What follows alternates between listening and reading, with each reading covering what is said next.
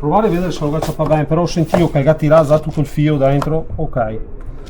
Qua macchina, quando te batti, ti ottieni tutto alto dei giri sempre, e Però non lungo il foro. Infatti fare dei E volte. dopo te che è un'altra roba, che ti se te batti massa volte, in tutti gli altri se taglia, in te questo il tacca a sbattere e se sfibra tutto. Bravissimo. Quindi bisogna che quando ti vedi che ti fai manco strada, batti solo una volta, non battere più volte perché ti assassini tanto del filo. Beh, cammina più il No, ferro ti vedi che non vuoi più farlo. E cosa facciamo qui? Siamo buoni a catarlo. Se no qua bisogna che venga a cambiare con una che ha il ferretto, però questo qua che è un alloggiamento idoneo, qua invece va attaccarsi in tel bastone. e cammina nella lama perché fa cosa con duri viti. O lui, ma non lo vedo se lui lavora. E fa una specie di ferro con una taglia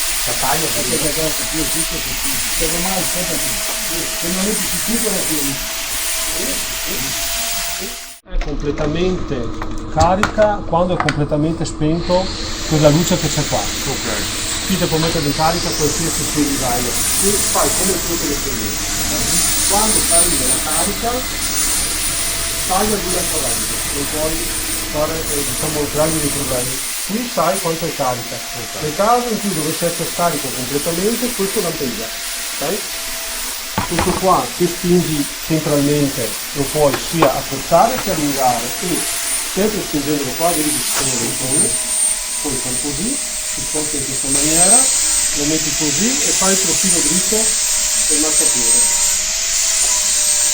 Con questo non vai a contro il muro o prendere la fortezza delle piante. non si va a muro. Allora,